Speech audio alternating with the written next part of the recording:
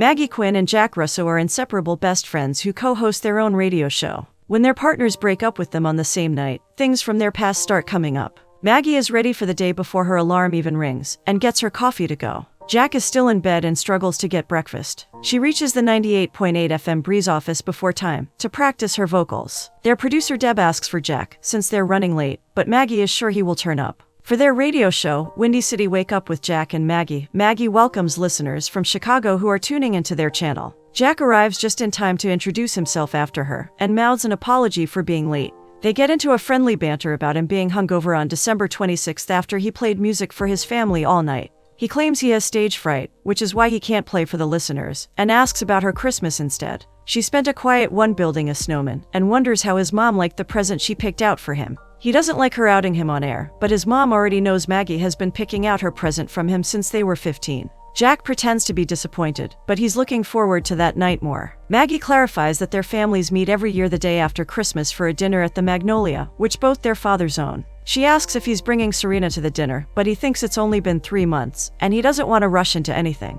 Maggie has also been dating Hunter for 6 months, but she, too, feels it's too early to introduce him. Jack hasn't packed lunch, which Maggie already anticipated, so she got leftovers for him from their Christmas dinner. She's excited about the response they got for that morning session, because everyone seems to love debating the topic of the right time for partners meeting the parents. Jack teases her about Hunter and claims he doesn't like him because he wears a lot of sweater vests. She thinks Jack is just like her dad, who finds every reason to hate every guy she dates. Deb congratulates them for that day's session, since they're trending on Twitter. Even Judd Crawford from Satellite Radio, who is Jack's idol, is interested in taking their show to the national level. While Jack tries to get over the shock, Deb informs them that Judd wants to do a crossover for the next 5 days, to check if they appeal to his audiences. Deb already thinks they have great chemistry, and knows it's time for the world to see it too. Maggie knows that no matter what, they still want Deb as their producer. This is a big deal for them, since they have wanted to make a larger impact on a national level ever since they started their high school radio show, Lunch Wake Up with Maggie and Jack. He thinks this calls for a best friends forever power shake, which is interrupted by Hunter, who has arrived early to pick her up. When Jack compliments his sweater, Maggie takes him away. Maggie is excited about the national opportunity, but Hunter feels it sounded like she and Jack were making fun of him and Serena not being invited to the dinner. She assures him they only exaggerate for the show, and she's excited to introduce him to the Russo-Quinn gang. He asks if he can just meet her family, but Maggie knows Jack's dad and her dad come as a package deal, since they do everything together. He's concerned about them spending a lot of time with Jack's family if they end up together, and just feels weird that they're so close. She assures him they've known each other all their lives, and if there was something between them, it would have happened by now. Maggie and Jack are excited to share their big news at dinner, but she seems worried about her talk with Hunter. Serena didn't like the show either, but Jack isn't bothered, because he doesn't think it will last. They greet Jack's dad, Martin, when Maggie's dad Steve comes in to ask why they're so afraid to get their partners to dinner. She reminds them of the time she invited Bobby for Thanksgiving, who choked on his turkey because they were interrogating him so much. While Jack remembers that as a very entertaining Thanksgiving, Steve remembers he didn't like him because of his baseball team. Jack's mother, Barbara, also thinks if Jack brings a girlfriend to meet them, they will surely behave. But Barbara is more excited to see Maggie, and thanks her for this year's Christmas gift. Maggie's sister Amanda arrives with her husband Matt and their son. Steve asks Matt if he was intimidating the first time he met him and his wife Nancy. Matt and Amanda remember it as a scary encounter, but Steve thinks it wasn't that bad. When Jack and Maggie share that their show is going to be aired nationally, Martin is excited about them getting famous, and Steve asks for a group hug. When Jack asks about the ticket sales for the big New Year's Eve party at the Magnolia, Steve and Martin share a look and try to avoid the topic. Amanda remembers they used to get sold out in a day, but Barbara knows things have changed recently. Maggie thanks them for giving some new material for their show, and compliments Amanda's desserts. Jack asks Martin directly about the issue their club seems to be facing, and he explains that people don't come out to listen to jazz anymore, even if their club has been a Chicago staple since the 30s. Martin thinks of it as the end of an era. During their show the next day, they get a call from Sam, who met his girlfriend's parents for Christmas and thinks she's being very distant ever since. Jack comments on how families ruin a perfectly good thing, but Maggie thinks he should ask her parents more questions next time and seem more respectful to their daughter so they think he's a gentleman. Jack then explains meeting the parents in gaming terms, which makes Maggie think he's a child. They hope Judd liked their show that day, and Deb reveals he and everyone else loved it. Judd also wants them to do a special New Year's Eve segment on air where they introduce Hunter and Serena to their parents. They start making excuses about how soon it is, but Deb knows this deal is important for getting them the national exposure they need. When Deb mentions they don't have a venue yet, Jack suggests they can do it at the Magnolia. He thinks it'll be just the publicity the club needs. Deb is on board and asks them to get confirmation from Hunter and Serena by the end of the day. Jack picks her up to celebrate the moment in excitement, but Hunter arrives right then and feels awkward. Maggie and Jack discuss the plan with their fathers, who think it sounds like a dream come true. They decide to immediately take down the Christmas decorations to prepare for New Year. Hunter isn't picking up Maggie's calls, so she leaves a message. When he calls back, he wants to break up with her, even if she feels they can talk about it. But when the doorbell rings and Jack comes over, Hunter gets more jealous and is sure he wants to break up.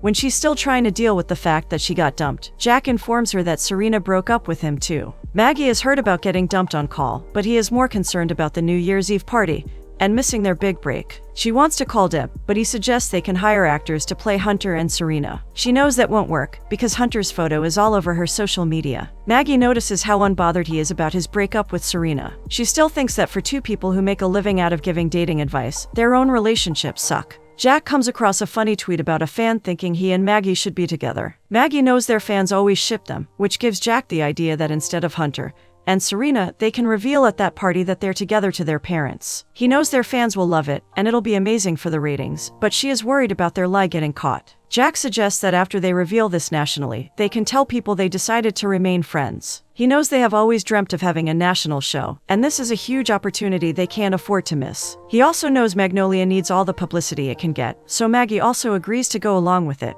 They don't know if Deb will buy their lie, because she usually dates bookworms while Jack goes for cool and sexy women. She thinks she can be cool and sexy too, but he finds it hilarious because he has known her for too long. She still needs him to pretend for it to be convincing. He suggests they should be kissing when Deb comes, so she can catch them in the act. Maggie asks to smell his breath and agrees for just a peck. As they watch Deb approach, Jack tries to awkwardly kiss her anywhere except on the lips. But Martin and Barbara catch them before, since they came to discuss the details of the party with Deb.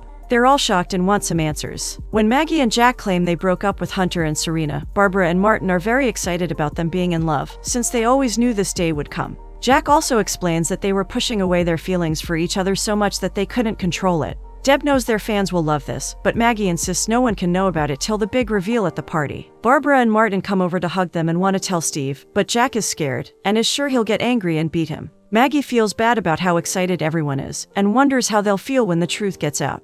Jack reminds her that they have already played many pranks on their parents. She remembers the April Fool's Day when they covered all the toilets at the Magnolia with plastic and her dad was furious, which makes him more scared of admitting that he's dating her. They nervously wait for Steve's reaction and feel like he's about to explode in anger, but he lovingly hugs Jack and thinks it's time to open his most precious wine bottle. Martin and Barbara want to know the details of how they realized their feelings for each other, but their stories never end up aligning. When Steve brings the wine, Maggie asks him to not waste it on them, but Steve and Jack's parents have been waiting for this moment for a long time. He asks if Jack's intentions with his daughter are pure, and in his nervousness, Jack quickly pops it open. Steve has been saving that bottle for 5 decades, so Jack thinks he'll marry her if he has to before he ever speaks the truth. She wonders if he had any idea that everyone wanted them to be together. Jack only remembers one incident, a very long time ago. He reminds her of the time he was supposed to perform at a talent show in school, and even played that song he wrote at the Magnolia for the whole family. He heard Barbara telling Martin that night that Maggie was looking at him the same way Nancy used to look at Steve when he played.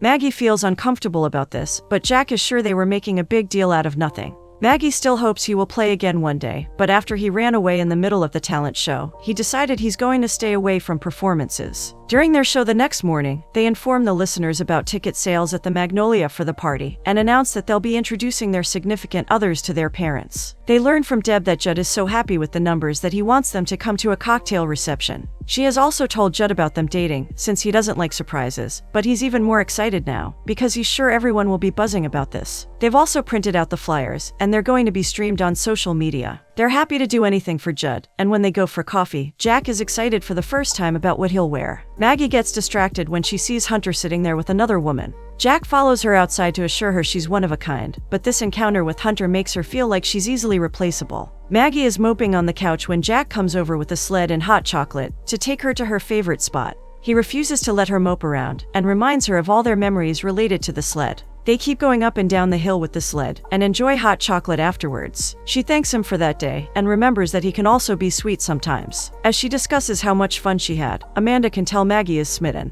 but she asks her to be careful because she doesn't trust Jack with her feelings. She reminds her how he ditched her last minute to go to prom with Bianca Bell, and how devastated she was. Maggie thinks it was a long time ago, but Amanda knows she has always been in love with him, which is why none of her relationships last. They discuss how excited Steve will be to see a packed house, and wish their late mother Nancy could have been there too. Steve is more excited about the network booking his favorite band, the David Bros, to play at the party. Maggie suggests they're expensive, but Steve thinks it's an investment to help the Magnolia. Deb informs Maggie about the event selling out in less than an hour, and believes this will be the greatest party. Jack arrives early for the cocktail party and meets Judd's personal assistant, Sebastian Weber. He asks him to wait for Maggie, and brags about getting there before her. Jack is very nervous when Sebastian takes them to Judd. Jack shares that he has been listening to Judd's radio show since he was a kid, and is honored to work with him. Judd is more interested in the romance between them, and thinks their fans will go wild after their midnight kiss on New Year's. Jack decides to get drinks for them. He notices Sebastian talking to her and comes over to interrupt. When Maggie informs him about Sebastian also being a singer-songwriter, Jack pretends Judd is asking for him urgently so he can get rid of him.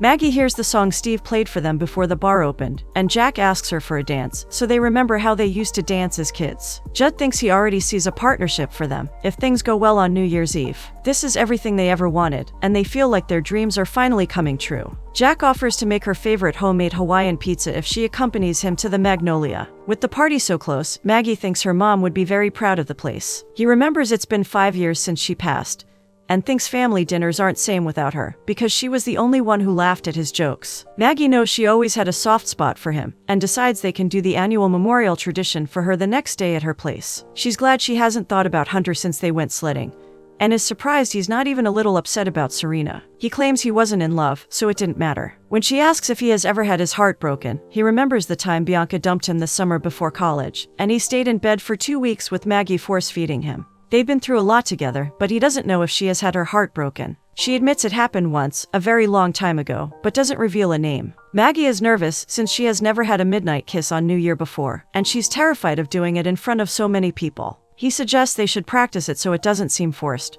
but thinks it's a stupid idea. But she likes the idea and feels they shouldn't look awkward on stage. They're about to kiss, but she gets distracted by a horn and hits his nose. They laugh it off and think it's best they do it at the party. One day before the big event, Steve is looking for Jack and takes him outside to bring some boxes. He wants to discuss something, but Jack assumes it's about the party and assures him it'll be a success. Steve isn't worried, but wants him to know this relationship between him and Maggie means a lot to the whole family. He knows even Nancy always thought they were meant to be. He agrees it's premature, but he wants Jack to have Nancy's ring for when the time is right, because he has his permission. When Jack asks what will happen if they don't end up together, Steve doesn't think it's a possibility, because he has seen how they both look at each other and knows it's real. He knows Jack is a good man and doesn't see his daughter with anyone else. Jack feels numb when he brings the box inside and makes an excuse to leave since he doesn't feel well. He bumps into Bianca from high school, who has just moved back there from San Francisco. She listens to his show a lot and thinks he's still as hilarious as he was in school. She asks if he's introducing his girlfriend to the family, but he admits they broke up.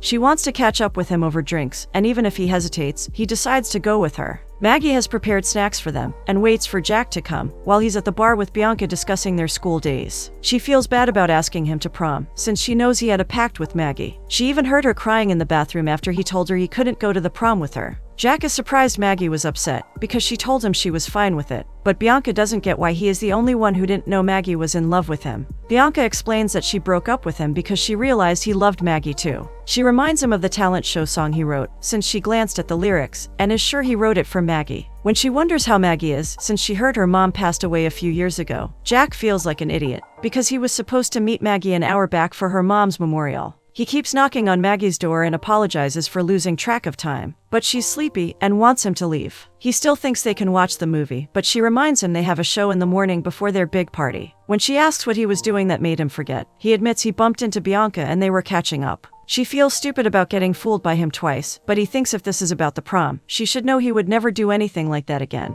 She thinks he has been putting her second their whole life, because he knows she will do anything for him. He wants her to know the last few days also meant something to him, but he doesn't think they should jeopardize their show. She can tell it's the only thing he cares about, but he claims he doesn't want to risk losing her. She meets her dad to ask him how he knew her mom was the one. He remembers that Nancy never used to come to her grandpa's attic because she was scared of spiders. But one day, when she heard him fall down, she ran through cobwebs for him. That was the day he knew she was the one, because she overcame her biggest fear for him. He also knows Nancy would be proud of the woman Maggie has become. She wants to talk about how much she loves Jack, but knows he won't face his fears for her. Steve thinks he has a good heart, but also knows he is terrible at expressing his feelings. When she asks if she should wait around for him, Steve thinks she deserves to be with a man who declares his love for her to the whole world. Jack arrives early the next morning, but Deb is worried Maggie isn't there yet, and is sure Jack must have done something to upset her. Maggie turns up a minute before they go on air, and refuses to talk to Jack off air. While he greets the listeners with his usual enthusiasm, Maggie sounds like she's reading from a script. When he gets no response from her about the discussion,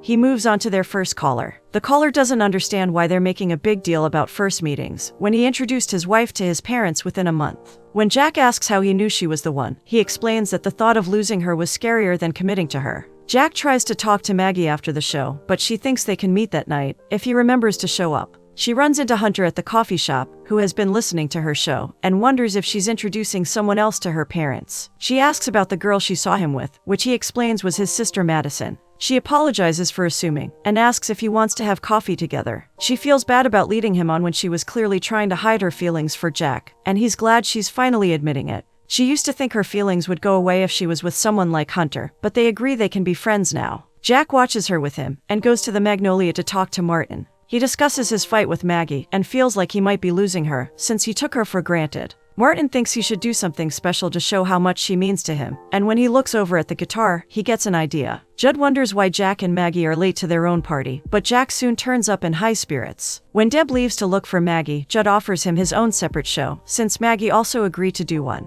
When Maggie arrives, he asks about the show, and she also thinks it's time they went their separate ways. When he mentions seeing her with Hunter, she doesn't think it should matter to him. She also taunts him about bringing Bianca as his date, but he insists he only gave her the extra ticket. After greeting Bianca politely, Maggie decides to leave. Bianca asks him to follow her, but gets distracted by Sebastian. When Martin and Steve are complimenting Maggie about how beautiful she looks, Amanda asks what Bianca is doing there. Deb comes to take her to the stage, where Jack clarifies that Bianca is only there as his friend. They welcome the viewers to the party before the dance starts. Deb asks them to be on stage again at 11:45 for the big reveal, followed by the midnight kiss. She also asks them to look more cheerful. Maggie hopes he has told Bianca about the big reveal, but he clarifies again that she's only a friend. Steve has just spoken to their fans, who love them for their raw honesty, and he also feels very proud of them. They're back on stage for the big reveal, and Jack starts off by letting the viewers know Hunter and Serena will not be meeting their parents. When he turns to Maggie to explain the reason, she doesn't want to lie to anyone, and starts by confessing their plan after Hunter